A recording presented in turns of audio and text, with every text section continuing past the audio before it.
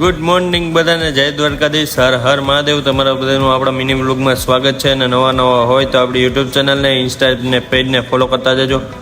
તો આપણે નીકળી ગયા વાઘણિયા જવા માટે. ઈના ફઈને તેડવા, અને વચમાં બધું જંગલ વિસ્તાર જ આવી જાય છે. પછી આપણે નીકળી ગયા વાઘણિયાથી પાછા, અને અત્યારે કેરીના ખોખા નાખી દેતા ત્રણેય ઓલામાં.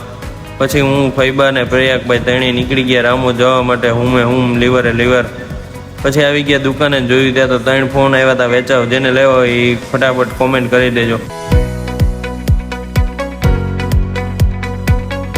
ઘરે આવી ગયા. ઘરે આવીને જોયું ત્યાં તો પ્રયાગભાઈ ને રુદુભાઈ બે રમતા હતા. રુદુભાઈ ની આવ્યા હતા તો પછી બેયને રમાડ્યા થોડાક, અને કેરીવાળા આખા ભર્યા રુદુભાઈ જોવો.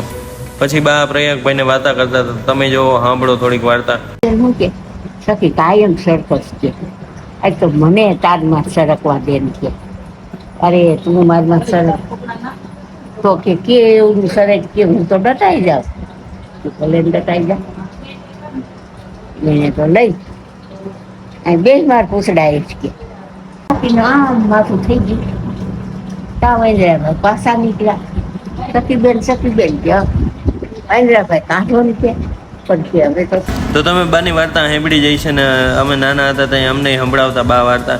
તો તમને વાર્તા કેવી લાગી કોમેન્ટમાં ફટાફટ જણાવી દેજો. અને હવે આપણે આ વ્લોગને એન્ડ કરીએ છીએ. તમને કેવો લાગ્યો કોમેન્ટમાં જણાવી દેજો.